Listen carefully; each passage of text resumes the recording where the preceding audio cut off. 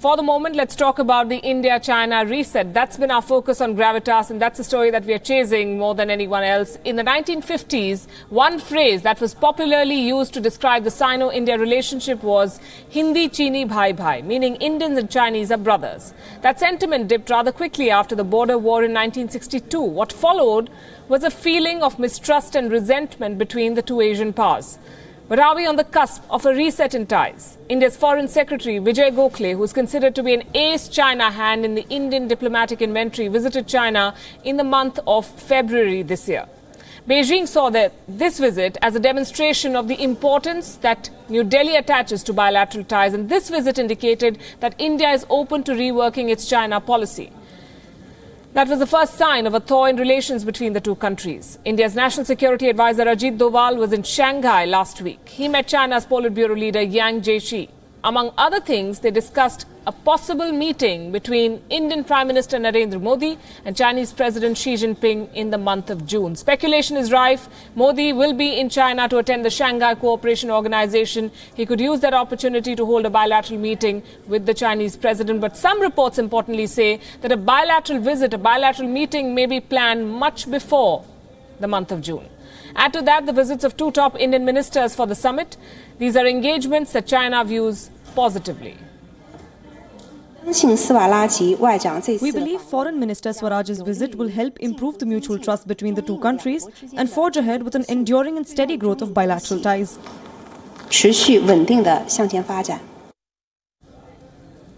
Another icebreaker was India's stand on the Dalai Lama. Last month, remember, he completed 60 years in this country. Grand celebrations were planned in Delhi, but they were shifted to Himachal Pradesh eventually. The cancellation of the Delhi event was seen as an olive branch from India to China. Many believe the government of India went to some lengths to tone down the planned celebrations in order to reboot ties with Beijing. All of these very, very important signals. But for a paradigm shift in the South Asian region, both countries need to contribute equally. Two issues on which China can show flexibility are the Belt and Road Initiative and India's bid for the Nuclear Supplies Group membership. Remember, China has been the chief roadblock in India's efforts to secure a berth at the NSG. And on the issue of the Belt and Road Initiative, India has been pushing for Afghanistan's inclusion. What Delhi wants is for the China-Pakistan Economic Corridor, the CPEC, to be extended to Afghanistan. How would it help India, you'd ask? It secures India's territorial integrity because it removes the project from Gilgit-Baltistan then, and that is in Pakistan-occupied Kashmir. So it doesn't then give legitimacy to POK by shifting part of that project to Afghanistan. What do India and China stand to gain from this orbit shift? For one, greater economic cooperation. Both countries together form the world's biggest market. There are numerous opportunities that both sides are yet to explore. There is immense trade potential in sectors like agriculture, food processing, construction, infrastructure, pharmaceuticals, information technology, you name it. By removing market barriers, both sides can improve economic relations. If the bilaterals between the two countries go as per plan, they could also significantly bring down temperatures along the line of actual control, the LAC. The 70-day-long border standoff that ended in August last year had lessons for both sides. Conflict is not an option. Doklam taught us that. Working together is, despite the attendant challenges. Will this summer see the beginning of that chapter in India-China ties? We do hope it does. Let's go to someone who's been keeping a pulse on the situation in China. Atul Aneja, the China correspondent of The Hindu and one of the most authoritative voices on what's happening in that country with us. Good evening, Atul. Good to have you on the show again. What's the buzz on the ground? What is this reset all about? What does it entail? Well, the reset is definitely there. And in fact, you can trace it not to Vijay Gokhale's visit here, but as I saw it from here, it was really the Xiamen BRICS summit and the talks that were held there between Prime Minister Modi and President Xi Jinping, which really sets the ball rolling for an approach map, because Xiamen summit takes place right on the heels of the Doklam crisis being diffused. And then we have two very important visits, which are were not so highly profiled, which was a visit of Wang Yi and Yang Jiechi. Yang Jiechi was then the state counselor and the top man on the foreign policy aspect of China. These two visits took place in December. So September was Xiamen, then December took place. And thereafter, Vijay Gokhale's visit in February, which was really our side showing that we were as keen as the Chinese were signaling to us in getting this reset through. So that process has started. Now, there are various reasons why it has. One, as you yourself mentioned, is that nobody can afford a Doklam kind of crisis again. So that those lessons learned. And hopefully the Chinese have learned that, you cannot provoke and threaten areas like Siliguri corridor, etc., which are no-go areas. So that message has gone. So that's behind us.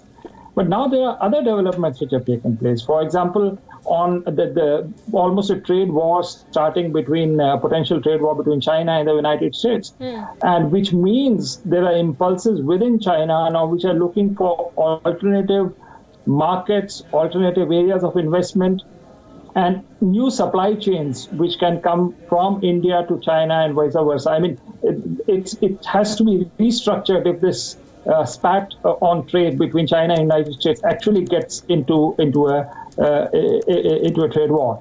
So those are certain external compulsions. You can see even the Japanese reacting to that, because if you recall, the Japanese were also a potential currency manipulators under declaration by Trump.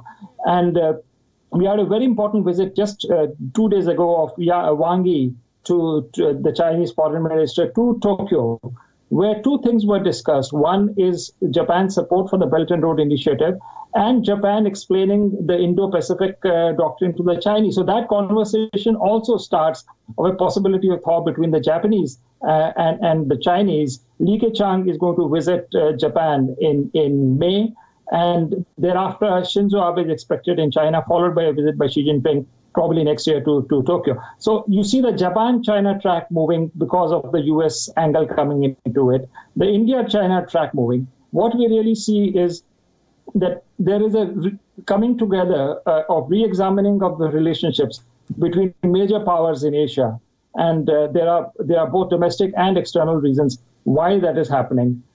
So we see a paradigm shift, not just between India and China, but a regional shift taking place, and at the backdrop of greater protectionism coming out from the United States.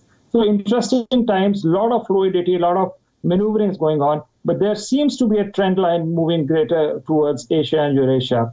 And the last point I want to make is that the regional cooperation agreement, the RCEP, is being negotiated. India was resisting for certain reasons because we wanted the services sector also to be included in it. But if that happens, then we also have a trade bloc coming up with ASEAN as the core and major other powers joining in. So there is clearly a paradigm shift, a broader paradigm shift, of which India-China relationship is a very important element. Indeed. What I wanted to ask you, Atul, very quickly is China prepared to walk halfway? On which points is Beijing willing to concede ground? What are your sources telling you? Well, you see, if you look at the border issue, that's something which is not happening right now. But on other areas, for example, trade and investment, the Chinese are very, very keen to invest, and that's also something which Prime Minister Modi, he conveyed it in Sherman, and it's a very important element, the trade, commerce, and investment from China. So that's something which is happening. We had a very important strategic economic dialogue, by the way, just last week, where again, India offers to sell soybeans to China, which are being likely to be denied for the United States. And there are numerous geo-economic issues which the two countries are coming together on. And of course, issues like WTO, both India and China are supportive of that. The larger globalization effort, if US is not part of it, then we will come together. This signal was clearly sent by Mr. Rajiv Kumar, the NITI Aayog Vice Chairman, when he's had his meetings here. So I think trade, commerce, investments, new energy, artificial intelligence, space, these are all new areas which are ready to be opened out. Railways. So there is a full list on the economic agenda which is about to unroll. But I think border is not happening right now. It's going to be rerouted after we have the SCO summit where Prime Minister Modi and Xi Jinping meet. Now that will set up a new narrative altogether, because what I'm hearing is that Li Keqiang is then, or Xi Jinping himself is likely to visit India post the SCO summit.